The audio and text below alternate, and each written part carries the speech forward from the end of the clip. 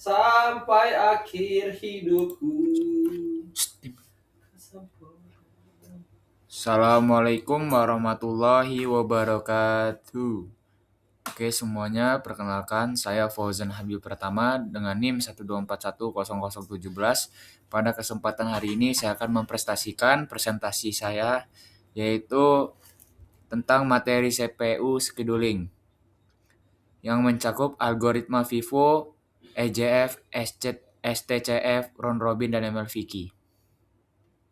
Sebelum masuk ke perhitungan, kita mendefinisikan data proses terlebih dahulu berdasarkan 5 digit rahim NIM, di mana kita akan menggunakan rumus burst agar tidak ada nilai nol, di mana di sini D1 4, D2 0, D3 0, D4 1, D5 7. Sehingga untuk P1, D1 tambah 1 sama dengan 4 tambah 1 sama dengan 5. Untuk P2, D2 plus 2 sama dengan 0 plus 2 sama dengan 2. P3, D3 plus 3, 0 plus 3 sama dengan 3. P4, D4 plus 1 sama dengan 1 plus 1 sama dengan 2. P5, D5, 2 sama dengan 7 plus 2 sama dengan 9. Lalu ada tabel proses, di mana ini akan menjelaskan rincian prosesnya, di mana kita memiliki P1 hingga P5 dengan waktu kedatangan arrival yang bervariasi dari 0 sampai hingga 6, di mana untuk P1 ini arrivalnya 0, terus burstnya 5, catatannya CPU bond, lalu P2 arrivalnya 1, burstnya 2, dan catatannya interaktif. P3 arrivalnya 2, burstnya 3, catatannya CPU bound. P4 3, burstnya 2, catatan interaktif. P5 arrivalnya 6, burstnya 9, catatannya campuran. Lalu masuk ke algoritma pertama, yaitu adalah FIFO.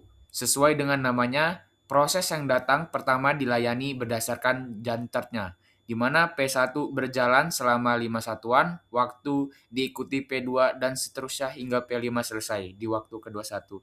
Di sini kita mulai dari P1-nya, kita mulai dari lihat arrivalnya 0, waktu pengerjaannya selama 5. Lalu di sini P1-nya kita mulai dari detik 0 hingga 5. Lalu untuk P2 arrival yang kedua yaitu P2, di mana waktu pengerjaan 2, jadi 5 plus 2 sama dengan 7.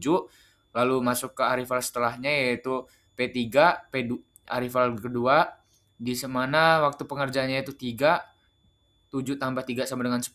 Lalu P4 3, arrivalnya 3 dengan pengerjaan waktu 2, 10 tambah 2 jadi 12. Lalu untuk P5 arrivalnya 6 dengan burstnya 9, jadi 12 tambah 9 sama dengan 21. Yang dimana turnaround time-nya berumuskan completion time dikurang dengan arrival time, dimana untuk P1-nya di sini 5 dikurang 0 sama dengan 5, P2 7 dikurang 1 sama dengan 6, P3 0 dikurang 2 sama dengan 8, P4 12 dikurang 3 sama dengan 9, P5 21 dikurang 6 sama dengan 15. Di sini kita mendapatkan rata-rata untuk turnaround time FIFO-nya adalah 8,6. Lalu di sini ada tabelnya agar mempermudah untuk melihat atau untuk menjelaskan. Lalu di sini kita masuk ke response time-nya, di mana rumusnya yaitu waktu mulai awal dikurang dengan arrival time. Di sini untuk P1-nya 0 dikurang 0 sama dengan 0, P2 5 dikurang 1 sama dengan 4, P3 7 dikurang 2 sama dengan 5, P4 10 dikurang 3 sama dengan 7, P5 12 dikurang 6 sama dengan 6. Yang dimana kita mendapatkan rata-rata untuk response time-nya untuk Vivo itu 4,4. Dan ini juga ada tabelnya untuk mempermudah kita untuk membacanya. Lalu tabel proses sama seperti yang di atas tadi, ini untuk mempermudah kita mengoperasikan ke dalam algoritma SJF. Lalu kita masuk ke algoritma SJF yaitu non-preemptive. Di sini setelah P1 selesai, sistem akan memilih proses dengan burst time terpendek yang sudah tiba. Dapat dilihat pada Gantt chart P4 dikerjakan sebelum P3 karena burst-nya lebih kecil. Hasil kalau dilihat di sini untuk arrival time pertama kita lihat itu 0 waktu pertama kali masuk, 5 sampai waktu pengerjaan 5, lalu untuk arrival yang kedua yaitu P2 P2-nya saat burst-nya 2 dengan arrival yang pertama 1. Jadi kita kerjakan dulu yang 2, 5 tambah 2 sama dengan 7 untuk P2-nya, lalu kita lihat lagi untuk burst yang terkecil yaitu 2 ada di P4, untuk arrivalnya itu 3. Di sini lalu kita masukkan 7 tambah 2 sama dengan 9 untuk P4-nya, lalu kita lihat lagi untuk burst terkecilnya itu ada di P3 dengan burst-nya 3, lalu 9 tambah 3 sama dengan 12 untuk P3-nya, lalu sisanya P5 yaitu dengan burst 9, 12 tambah 9 sama dengan 21. Lalu untuk turnaround time-nya di mana completion time dikurang dengan arrival time. Untuk P1-nya 5 dikurang 0 sama dengan 5, P2-nya 7 dikurang 1 sama dengan 6, P3-nya 12 dikurang 2 sama dengan 10, P4-nya 9 dikurang 3 sama dengan 6, untuk P5-nya 21 dikurang 6 sama dengan 15. Di sini juga ada tabel untuk mempermudah kita dalam membacanya dan mengerjakan. Di mana dari hasil turnaround time tadi kita mendapatkan rata-rata untuk SJF-nya yaitu sama dengan 8,4. Lalu kita masuk ke response time, di mana waktu mulai awal dikurang dengan arrival time. Untuk P1-nya 0 dikurang 0 sama dengan 0, P2 5 dikurang 1 sama dengan 4, P3 9 dikurang 2 sama dengan 4, P4 7 dikurang 3 sama dengan 4, untuk P5 12 dikurang 6 sama dengan 6, di mana kita mendapatkan rata-rata untuk SJF response time-nya ini sama dengan 4,2. Ini tabel proses sama seperti yang di atas. Lalu kita masuk ke STCF. Algoritma ini lebih agresif karena bisa menghentikan proses yang sedang berjalan jika proses baru dengan sisa waktu yang lebih pendek. Di sini kita ngeliat Gantt chart-nya, di mana untuk burst pertama itu kita 5, kita hentikan ketika P2-nya burst mana yang lebih kecil, 2 masuk untuk P2-nya, lalu ke P4, P3, P1, P5. Untuk turnaround time-nya, completion time dikurang arrival time, P1 sama dengan 12 dikurang 0 sama dengan 12, P2 3 dikurang 1 sama dengan 2, untuk P3 sama dengan 8 dikurang 2 sama dengan 6, untuk P4 5 dikurang 3 sama dengan 2, P5 21 dikurang 6 sama dengan 15. Di mana kita mendapatkan rata-rata turnaround time-nya adalah 7,4. Lalu kita masuk ke response time-nya, waktu mulai awal dikurang arrival time, P1 0 dikurang 0 sama dengan 0, P2 1 dikurang 1 sama dengan 0, P3 5 dikurang 2 sama dengan 3, P4 3 dikurang 3 sama dengan 0, untuk P5 12 dikurang 6 sama dengan 6. Di mana kita mendapatkan rata-rata response time STCF itu sama dengan 1,8. Tabel proses.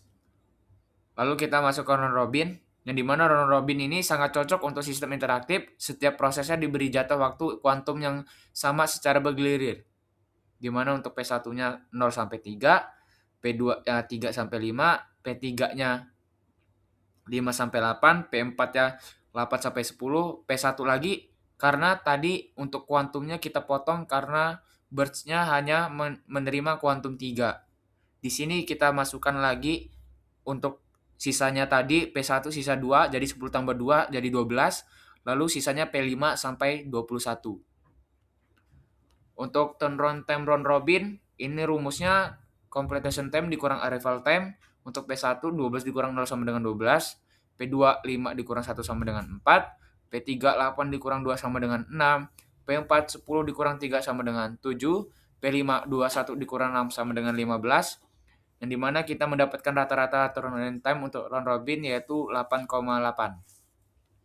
Lalu kita masuk ke round response time-nya, waktu mulai dikurang arrival time. Untuk P1-nya di sini 0 dikurang 0 sama dengan 0, P2 3 dikurang 1 sama dengan 2, P3 5 dikurang 2 sama dengan 3, P4 8 dikurang 3 sama dengan 5, P5 12 dikurang 6 sama dengan 6. Yang dimana kita dapatkan rata-ratanya untuk response time round robin yaitu 3,2.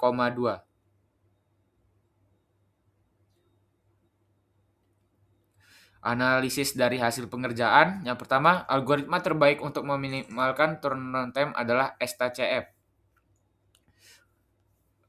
Sedangkan round robin adalah yang terbaik untuk sistem interaktif karena responsive time-nya yang cepat meskipun ada trade-off yang berupa TAT yang lebih besar akibat seringnya terjadi pemotongan proses. Lalu masuk ke desain multi-level feedback QW atau MLVK, di mana level QW-nya sini Q1, Q2, Q3, prioritas untuk Q1-nya tinggi, Q2-nya sedang, Q3-nya rendah, lalu time quantum-nya Q1 2, Q2 4, Q3-nya kosong. Algoritma round robin, dan FCVS. Untuk Q1. Ini gancar dari MLVK. Lalu kita masuk ke perhitungannya, di mana langkah pertama QW1 sama dengan Q sama dengan 2, dari 0 sampai 2 sama dengan P1 sisa 3 turun Q, 2 sampai 4 sama dengan P2 selesai, 4 sampai dengan 6 sama dengan P3 sisa 1 turun Q2, 6 sampai dengan 8 P4 selesai, 8 sampai dengan 10 sama dengan P5 sisa 7 turun ke Q2, lalu kita masuk ke langkah 2 yaitu QW2, Q sama dengan 4, urutan prosesnya P1, P3, P5. 10 sampai dengan 13 sama dengan P1 sisa 0 selesai, 13 sampai 14 untuk P3-nya sisa 0 selesai, lalu 14 sampai dengan 18 P5 untuk P5-nya sisa 3 turun ke Q3. Lanjut ke langkah ketiga yaitu QW3 FCVS 18 hingga 21 P5 selesai. Ini untuk tabel akhir MLVK-nya di mana proses untuk P1-nya P2, P3, P4, P5 untuk turnaround time-nya kita mendapatkan rata-rata 9,6, lalu response time-nya kita mendapatkan 1,6 untuk rata-ratanya. Aturan penjadwalan dan starvation.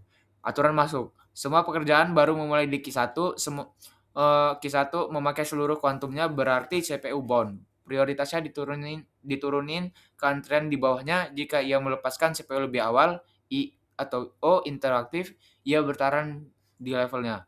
Prioritas boost, mencegah starvation, semua pekerjaan dalam sistem diangkat kembali ke Q1 secara otomatis. Hal ini menggaransi proses berat yang sudah turun ke Q3 tetap akan mendapatkan jadwal CPU apabila terdapat banjir proses interaktif baru di Q. Sekian penjelasan dari saya. Apabila banyak tutur kata saya salah, saya mohon maaf karena di sini sama-sama belajar. Saya tutup. Wassalamualaikum warahmatullahi wabarakatuh.